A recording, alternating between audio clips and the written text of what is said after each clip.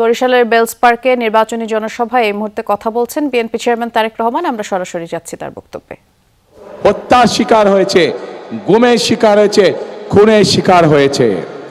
প্রিয় ভাই বোনেরা, বিগত 15 বছর আমরা দেখেছি যে জনগণের ভোট নিয়ে কিভাবে নিশিরাতের ভোট অনুষ্ঠিত হয়েছে। আমরা দেখেছি জনগণের ভোটের অধিকার কেড়ে নিয়ে কিভাবে আমি দামি নির্বাচন করা হয়েছিল, তথাকথিত নির্বাচনের নামে। মনে আছে আপনাদের? কিন্তু প্রিয় ভাই বোনেরা, গত 24 সালের ছাত্র জনতার আন্দোলনের মুখে সেই আমি দামি নির্বাচনের মালিক যারা, নিশিরাতের নির্বাচনের মালিক যারা, তারা জনগণের প্রতিরোধের মুখে এই বাংলাদেশ ছেড়ে পালিয়ে যেতে বাধ্য হয়েছে। এখন এই বাংলাদেশ হচ্ছে জনগণের বাংলাদেশ। এখন এই বাংলাদেশ চলবে জনগণের রায়ের ভিত্তিতে, এবং এই জন্যই বাংলাদেশের মানুষ আগামী 12 তারিখে তাদের পছন্দসই প্রতিনিধি নির্বাচন করবে, যারা জনগণের ইচ্ছা মতন জনগণের কাছে জবাবদিহি করার মাধ্যমে ইনশাল্লাহ আগামী দিন দেশ পরিচালনা করবে। কিন্তু প্রিয় ভাই বোনেরা, 5ই আগস্টের পরবর্তীতে আমরা আশা করেছিলাম যে 5ই আগস্টের পূর্বে সেই যে স্বৈরাচার যারা জনগণের ভোটের অধিকার, কথা বলার অধিকার কেড়ে নিয়েছিল, তারা যেই ভাষায় কথা বলতো জনগণকে, বিভিন্ন বাংলাদেশের সম্মানী গুণী মানী ব্যক্তিকে যেভাবে অপদস্থ করত, যেভাবে মানুষকে তারা ছোট করত, নিশ্চয়ই 5ই আগস্টে তাদের পালিয়ে যাবার পরে এই রীতি নিশ্চয়ই বন্ধ হয়ে গিয়েছে। কিন্তু দুঃখের সাথে আমরা খেয়াল করলাম যে এই রীতি বন্ধ হয় নাই। একটি রাজনৈতিক দল যাদের একটি অন্য পরিচয় আছে, জনগণ যাদেরকে একটি ভিন্ন পরিচয় চিনে, জনগণ তাদেরকে কি পরিচয় চিনে? গুপ্ত পরিচয় চিনে, গুপ্ত পরিচয়। আপনারা চিনেন কারা তারা গুপ্ত? বাংলাদেশের রাজনীতিতে কারা সেই গুপ্ত? চেনেন আপনারা, আলহামদুলিল্লাহ। প্রিয় ভাই বোনেরা, বর্তমানে বাংলাদেশে এক নতুন জালেমের আবির্ভাব হয়েছে। এই গুপ্ত সংগঠনের ব্যক্তিরা নতুন জালেম রূপে আবির্ভূত হয়েছে বাংলাদেশের মানুষের কাছে। কেন? প্রিয় ভাই বোনেরা, এই বাংলাদেশে আবহমান কাল ধরে, শত হাজারো বছর ধরে এই বাংলাদেশে নারী পুরুষ সকলে মিলে মাঠে কাজ করে। বাংলাদেশে যেমন কৃষক ভাইরা কাজ করে মাঠে, একইভাবে আমরা জানি বাংলাদেশের বিভিন্ন প্রত্যন্ত অঞ্চলে কৃষানির বোনরাও তারা মাঠে কাজ করে। প্রিয় ভাই বোনেরা, শুধু মাঠেই নয়, বিভিন্ন কল কারখানায় আমরা দেখেছি আমাদের মায়েরা, আমাদের বোনেরা, আমাদের নারীরা তারা পুরুষের পাশাপাশি কাঁধে কাঁধ মিলিয়ে কাজ করে। তারা যে গার্মেন্ট শিল্প নিয়ে সমগ্র পৃথিবীতে আমরা গৌরববোধ করি, সেই গার্মেন্ট শিল্প টিকিয়ে রেখেছে এই দেশের নারী সমাজ, এই দেশের মা বোনেরা।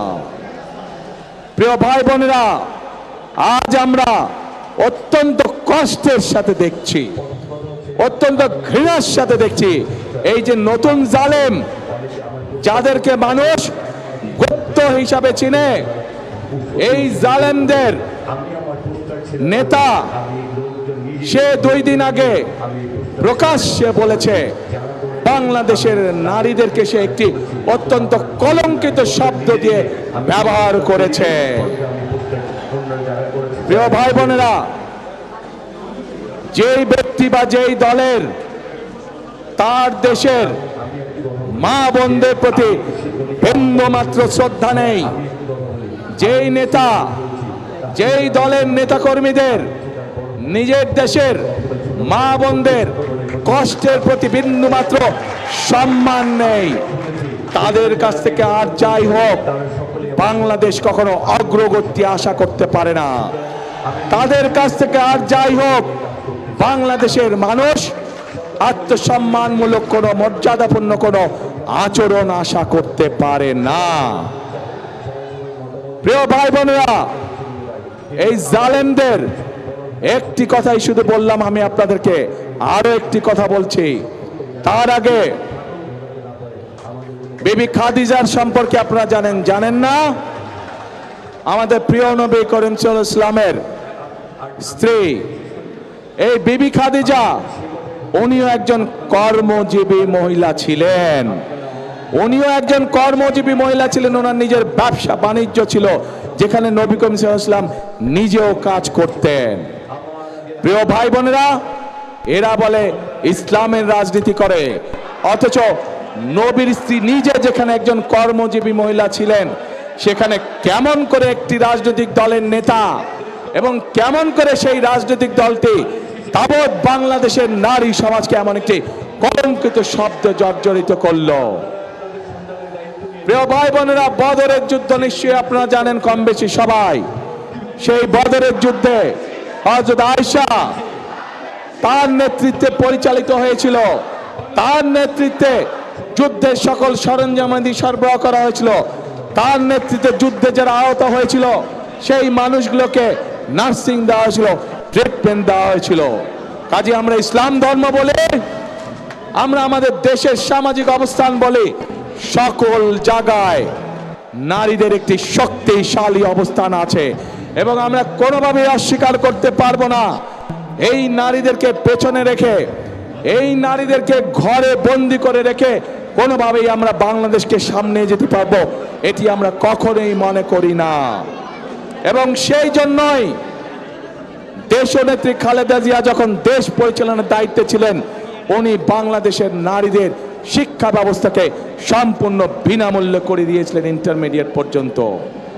প্রিয় ভাই বোনেরা, আজ সময় এসেছে আমাদেরকে দেশ গড়ার, এবং দেশ যদি গড়তে হয় প্রত্যেকটি নারী পুরুষকে কাঁধে কাঁধ মিলিয়ে কাজ করতে হবে আজকে। তা না হলে এই দেশকে আমরা আমাদের প্রত্যাশিত বাংলাদেশ হিসেবে গড়ে তুলতে পারবো না। প্রিয় ভাই বোনেরা, সেজন্যই আমরা এই নারীদেরকে, বিশেষ করে গ্রামের খেটে খাওয়া নারী যারা, শহরের খেটে খাওয়া নারী যারা, কর্মজীবী নারী যারা সহ সকল গৃহিণীর কাছে, সকল পরিবারের মাদের কাছে আমরা ফ্যামিলি কার্ড পৌঁছে দিতে চাই, যার মাধ্যমে আমরা এই নারীদেরকে ধীরে ধীরে অর্থনৈতিকভাবে স্বাবলম্বী করে গড়ে তুলতে পারি, যেন তারা পুরুষের পাশাপাশি পরিবারে, সমাজে, দেশে অর্থনৈতিকভাবে শক্তিশালী ভূমিকা রাখতে পারে। প্রিয় ভাই বোনেরা, আসুন এবার দেখে ওই যে গুপ্ত সংগঠনটির কথা বললাম, যারা বাংলাদেশের নারী সমাজকে অপমানজনক শব্দ ব্যবহার করে। আরেকটি ঘটনা বলি, তাদের আরেক নেতা, যার বাড়ি কিনা কুমিল্লা জেলায়, সেই নেতা কিছুদিন আগে তাদের এক দলীয় সমাবেশে বলেছে তাদের কর্মীদেরকে যে 12 তারিখ পর্যন্ত আপনারা জনগণের পা ধরবেন, তারপরে বাকি পরবর্তী 5 বছর জনগণ আপনাদের পা ধরবে। প্রিয় ভাই বোনেরা, চিন্তা করুন, এই রকম কথা কে বলতে পারে যে 12 তারিখ পর্যন্ত তাদের নেতাকর্মীরা জনগণের পা ধরবে, তাহলে 12 তারিখের পর থেকে জনগণ তাদের পিছে পিছে ঘুরবে, জনগণ তাদের পা ধরবে। এই কথা থেকে প্রমাণিত হয় কি তাদের মেন্টালিটি, কোন পর্যায়ের মানুষ হলে তারা জনগণকে নিয়ে এরকম তুচ্ছ তাচ্ছিল্য কথা তারা বলতে পারে।